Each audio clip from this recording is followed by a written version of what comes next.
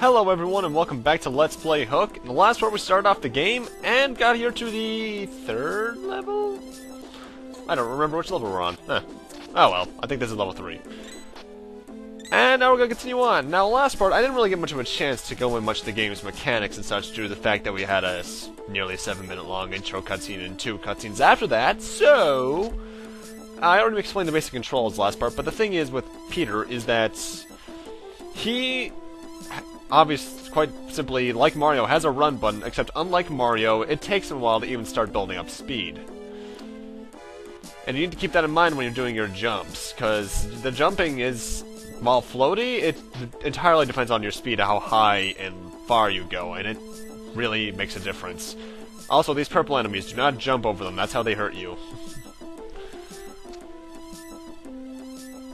At the end of the first level and at the beginning of the second one, we actually had Pan's sword. After you get hit, you lose it, very like to Mario, not Mario, Zelda. But if you lose it, it does actually reappear in certain levels as an item, this being one of them. So if you need it, get that.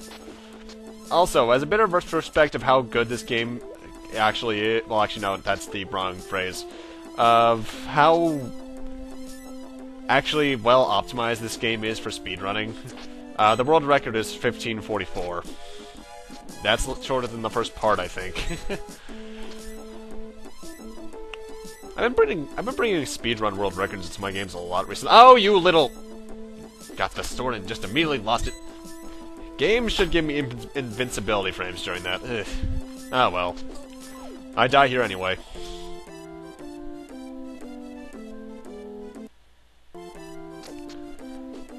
This level, well, first off, as you can see, I obviously got to keep it this time.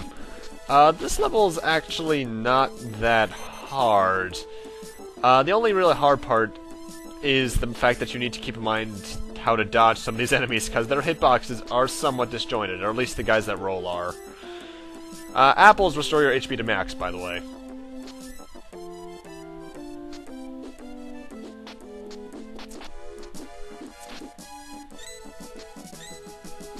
Tinkerbell here is one of the other mechanics. You saw her briefly in part 1, I think. But what she does is that she restores, or fills, your fly meter. By pressing the button twice, you get to fly. And if you hold down the Y button, you can fly really fast. It's actually really fun to do that, actually. I said actually twice there, didn't I? Huh. But that was stage 3. You can always tell which stage you're on, depending on the stage clear points you get. Score does actually really matter when it comes to getting extra lives, because you can get a crap ton. I've seen runs where people had like 44 by the end of the game. But, considering my luck, and the fact that I've never gotten past, I think, this stage or the next, I kinda needed it. That infinite line code, because I'm somewhat blind on this one.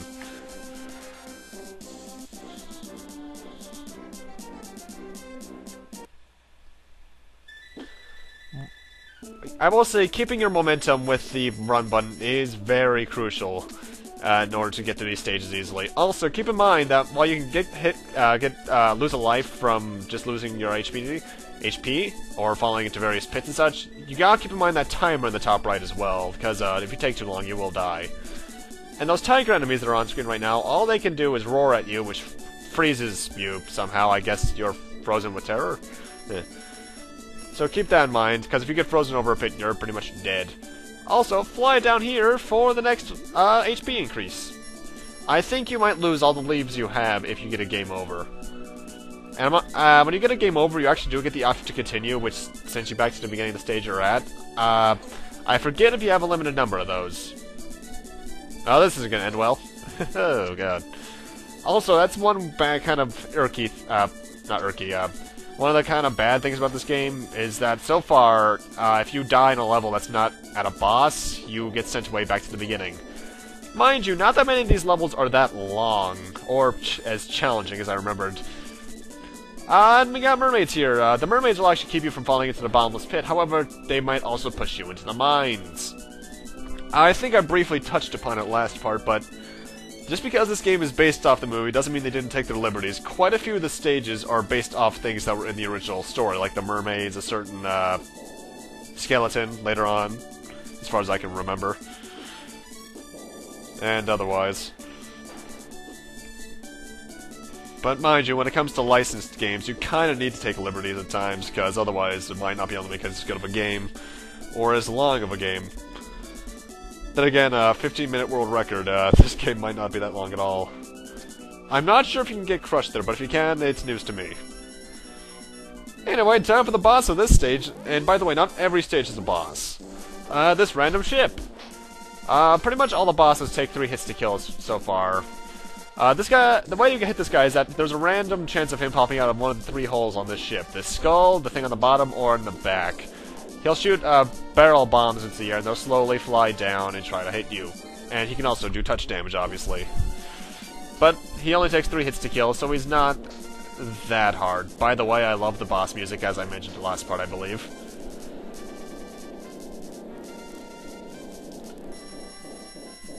And bosses are not always the end of a stage. There's always a little section that has the Lost Boys to the right of him. Actually, how many of these Lost Boys were actually in the movie? I know the one on the far right was. I forget what his name was. I want to say it was Pudge, but that... No, I don't think it was that, actually. I think that was just what one of my friends called him. You know what? The movie's on Netflix. I should probably rewatch it after this just to remind myself. But do I have 144 free minutes? Oh, what the hell am I talking about? It's summer vacation. Of course I do!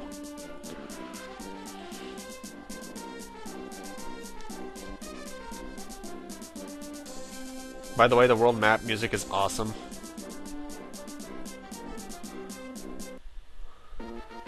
Okay, this is the stage I could never get past as a child. What the... I didn't notice that. He has a little animation from when he's on a corner. That's pretty cool.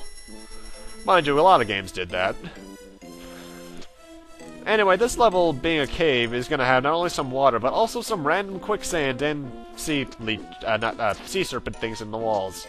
You can go either direction right here, but the left is the easier one. In fact, if there's ever a choice of a path in this level, take the left. It's generally easier. You got random falling stalactites.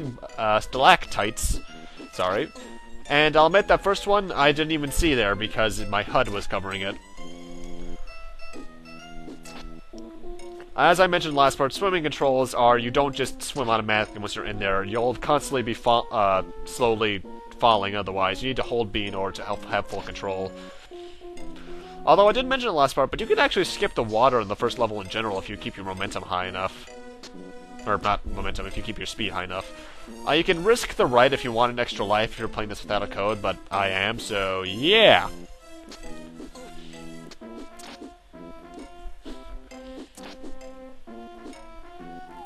I didn't even try to avoid that. Ugh. I do love that death animation, actually.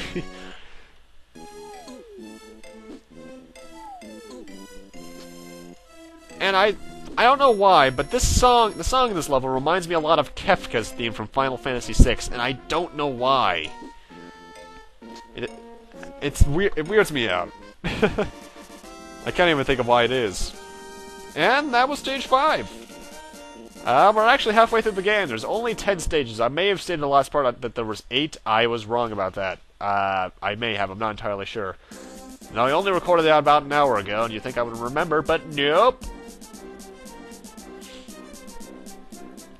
You know, the world map screen reminds me oddly of ActRaiser for some reason.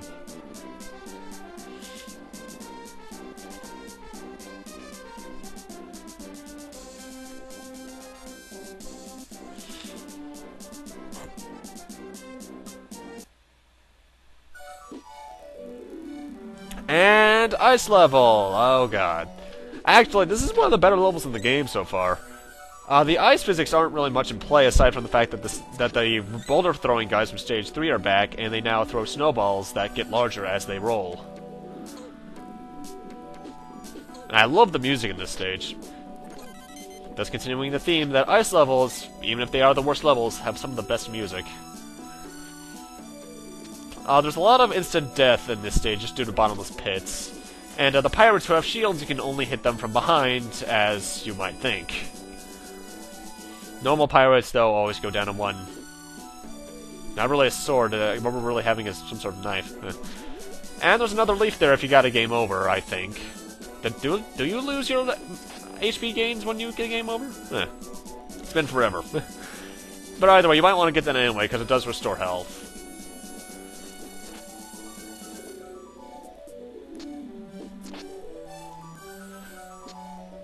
Freaking vultures! Okay, and this is what happens if you get caught by the tiger's roar. I don't know how it actually freezes you. Well, actually, looking at it now, when I was playing it, I thought it was a blue tint, but it's actually more of a gray tint. The tigers petrify you. Oh, those clever... Petrified with fear. Oh, you clever little... By the way, I need to say this. I actually really love how fluid Peter's walking animation is, and his running animation. In fact, the animation in this game is really well done. Really smooth looking.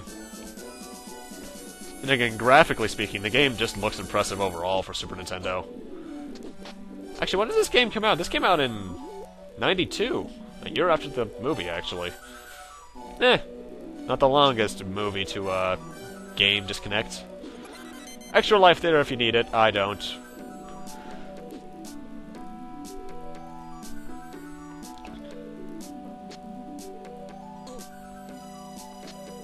I'll admit, by the end of the stage here, I was actually kind of sweating, because as you'll see here, I start taking quite a bit of damage, to the point where I only have 2 life points left, because, well, technically 2 right now, but... Well, actually, no, technically 3, because one thing I've yet to mention is that, with your HP, the leaves are actually technically extra hits. Even when they're empty, you have 1 hit left. Think of it kind of like 0 counts as a life in, like, Mario and such. And the boss of this stage is this guy, who is actually a rather fun boss fight. The way you hit him is, you see that little platform over him, you need to actually make his dynamite hit him. And it does follow you, so just jump around him and it'll follow you. And hit him when it's over him. I was sweating due to my low HP, but other than that, it's actually a really easy boss fight.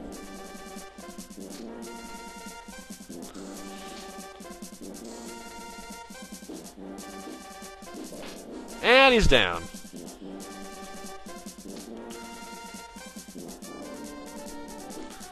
Hello, Lost. I can't tell if we're rescuing these kids or if they're just, like, Data from Mega Man Legends and just mysteriously beat us everywhere we go.